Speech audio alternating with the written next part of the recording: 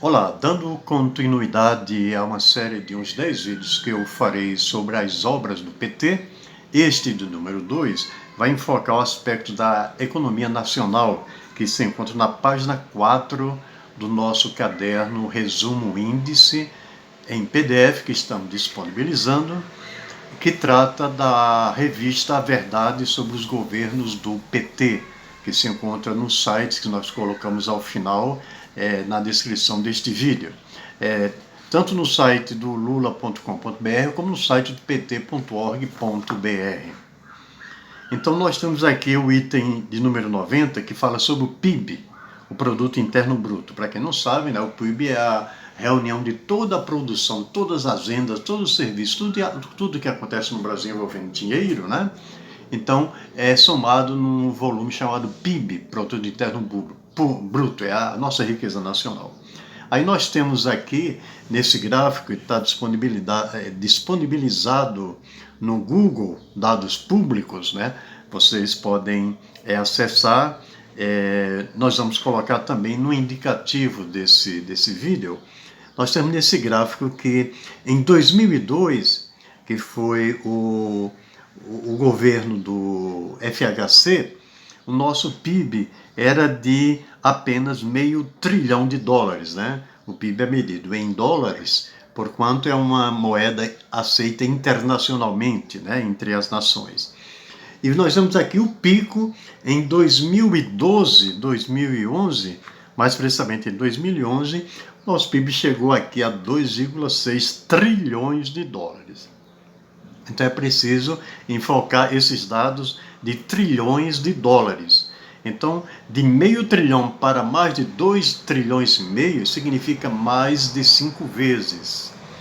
Então isso demonstra inequivocamente a prosperidade com que o governo petista conduziu o Brasil.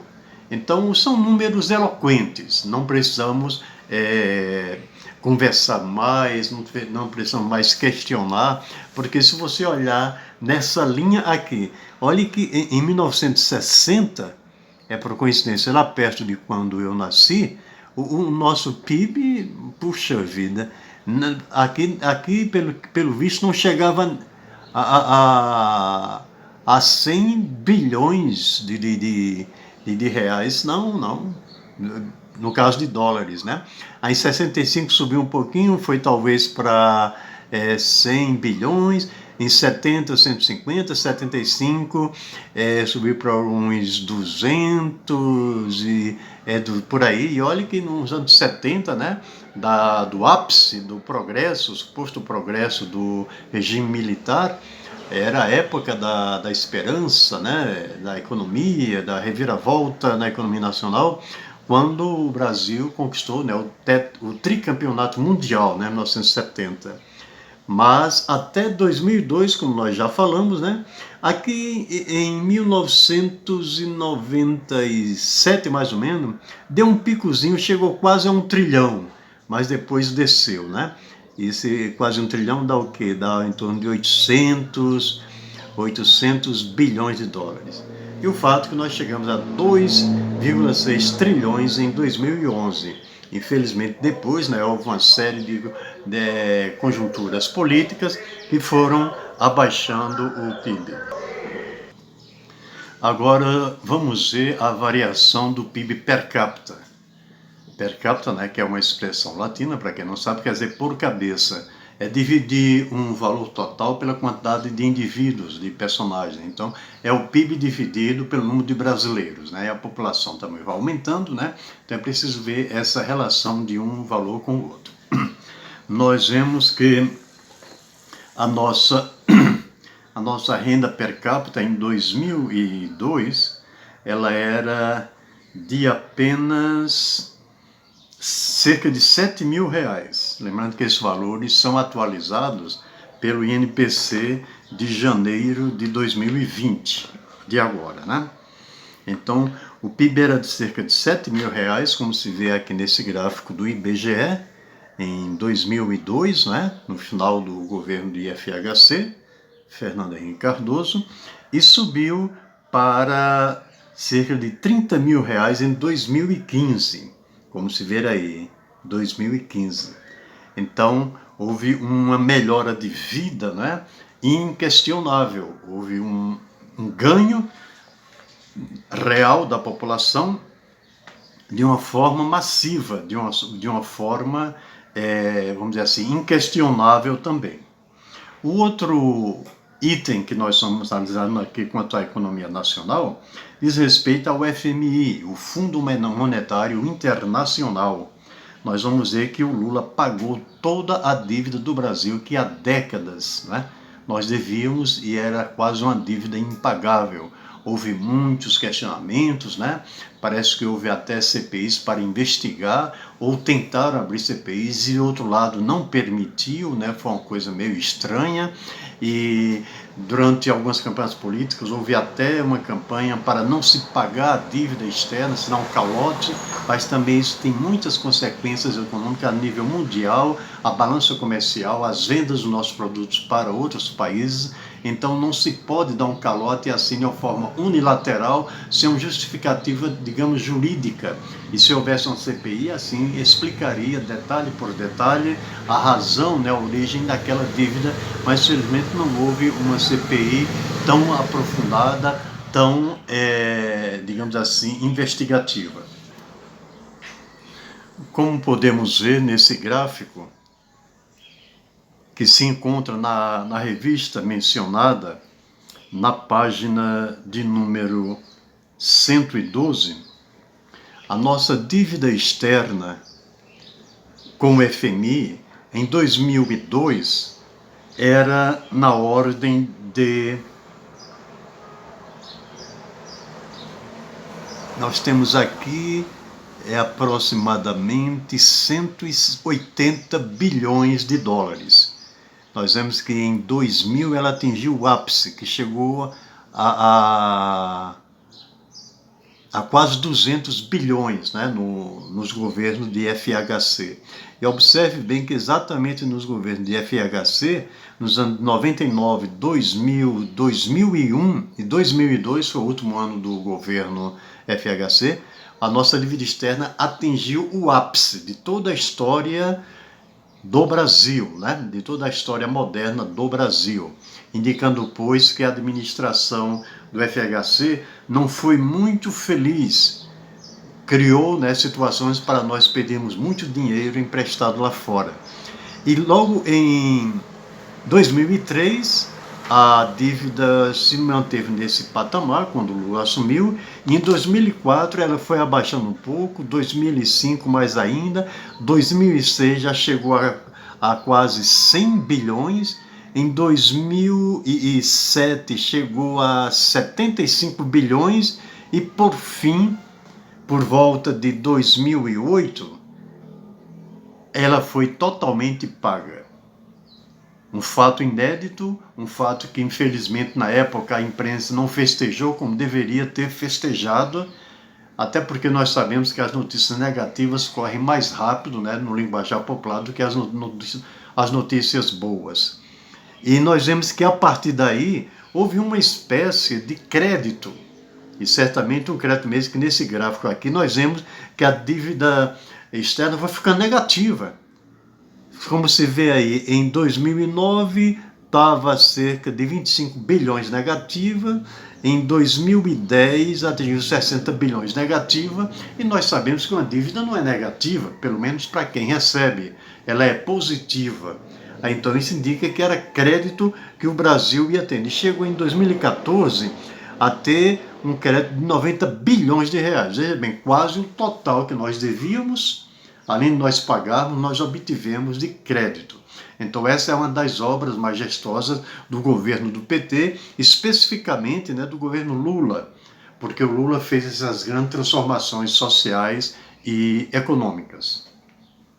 Um outro ponto que nós vemos aqui é no que diz respeito ao IDP, é o item 94 desse caderno Resumo Índice. O IDP quer dizer investimento direto no país. É um índice que indica a confiança, o volume de investimentos dos países exteriores, obviamente, né, na nossa economia, de acordo com a estabilidade e a confiança que a economia de um país inspira na comunidade econômica mundial, os outros países vêm e vão investindo mais e mais. Esse gráfico se encontra na página 113 da revista. Nós vemos aí que em 2002, né, a parte em azul é do governo FHC e a parte em vermelho é do governo Lula e parte do governo Dilma. Nós temos em 2012 os investimentos diretos no país em bilhões de dólares eram de apenas 16,59 bilhões. Observe bem, em 2002, 16 bilhões. Em 2011, que foi o ápice, depois de 2011 a 2015 houve umas variações, né? Uns desces e sobes, mas em 2011, que foi o ápice desse índice, nós chegamos a 64,7 bilhões de dólares. Observe bem que houve um aumento de cerca de 6 vezes do IDP, de 10 bilhões, no caso 16 bilhões, para quase 65 bilhões. Então, um aumento significativo, um aumento monstruoso, e se considerarmos que isso dá apenas um interregno de 9 anos apenas, menos de 10 anos.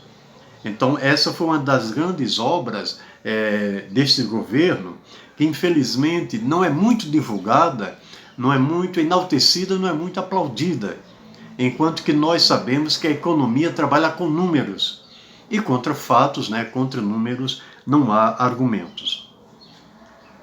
Outro ponto positivo que nós encontramos aqui na economia nacional dos governos do PT diz respeito às reservas internacionais. É o item 95 do nosso resumo índice, e esse gráfico se encontra na página 113. Como nós vemos aqui neste gráfico, as colunas em branco são do governo, dos governos petistas, e as colunas em amarelo do governo de FHC. Então nós temos aí que em 2002 as nossas reservas internacionais em bilhões de dólares, lembrando, estamos falando de dólares, né, quando se trata em relações internacionais, usa-se a moeda dólar. Então, em 2002, nós tivemos quase 38 bilhões de dólares, 37,8. E lá em 2012, que foi o ápice, né? Lembrando que a partir de 2010 nós tivemos as fases mais favorecidas de reservas internacionais. Em 2012, essas reservas chegaram a 373 bilhões. Observem bem que é uma variação estupenda, de quase 10 vezes. 10 vezes de reserva. Semelhantemente a você ter uma poupança, dinheiro em caixa, né? Então, em 2008, cerca de 38 bilhões e subiu para 2012 para quase 380 bilhões de dólares. Inclusive, vale salientar que em 2016, quando houve a tomada do poder da Dilma, né, por conta daquelas pedaladas fiscais, e inclusive manobra contábil que havia sido praticada desde os governos de FHC e talvez de Itamar e de Collor, depois eu farei um vídeo específico sobre isso, né? Mas não houve nada contra isso naqueles outros governos. Porém, nós sabemos, né, quando o indivíduo é nosso inimigo, a gente busca cabelo em ovo, né, para acusar a outra parte. Mas isso é assunto para outro vídeo. Em 2016, nós tivemos 366 bilhões de dólares de reserva. 2015, 356, né, aumentou em 10 bilhões de um ano para o outro. Então, alguns economistas comentam que esses 366 bilhões de dólares deixados pelos governos petistas teriam sido a causa de ter sustentado a nossa economia até hoje, por conta, né, dos desmandos que os governos posteriores a Dilma vinham fazendo, especialmente no achatamento do salário mínimo, e sem salário a população não compra, e sem comprar a economia vai ficando estagnada e, consequentemente, a riqueza do país tende a diminuir. O outro ponto que nós estamos analisando com relação à economia nacional nos governos petistas diz respeito ao MEI, né, que é microempresário individual, aos micro e pequenos empreendedores e o programa Crescer.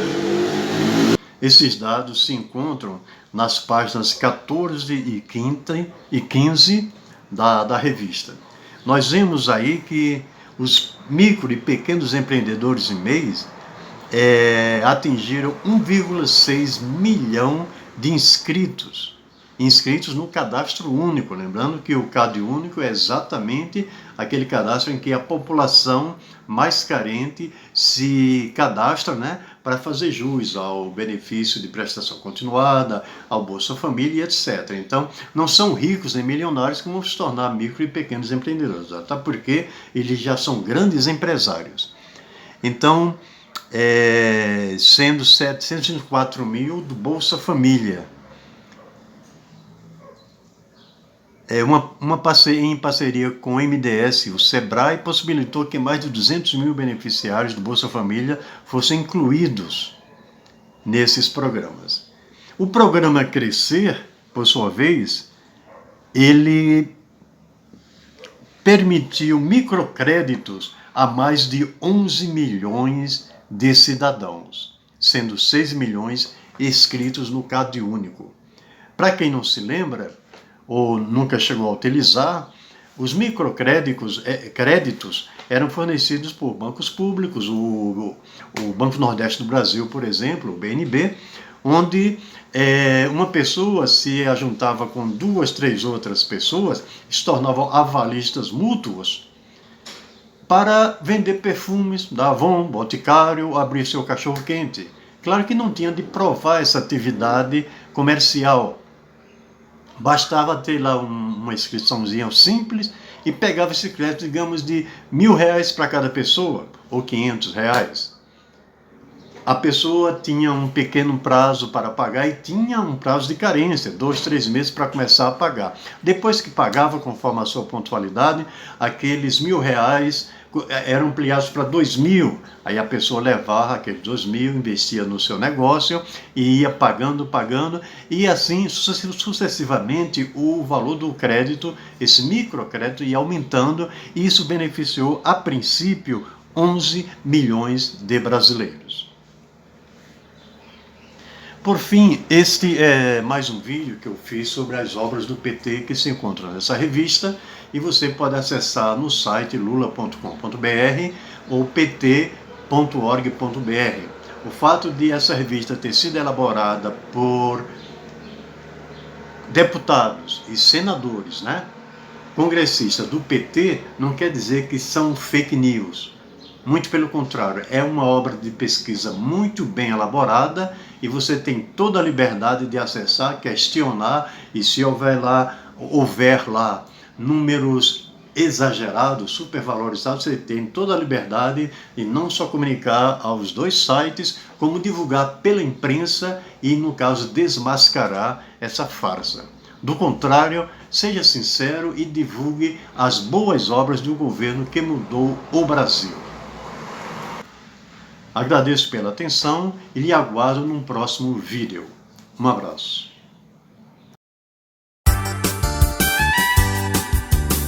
É 13.700 sim, é 13.700 sim, para vereador é doutor Joaquim, é doutor Joaquim. É 13.700 sim, é 13.700 sim, para vereador é doutor Joaquim, é doutor Joaquim.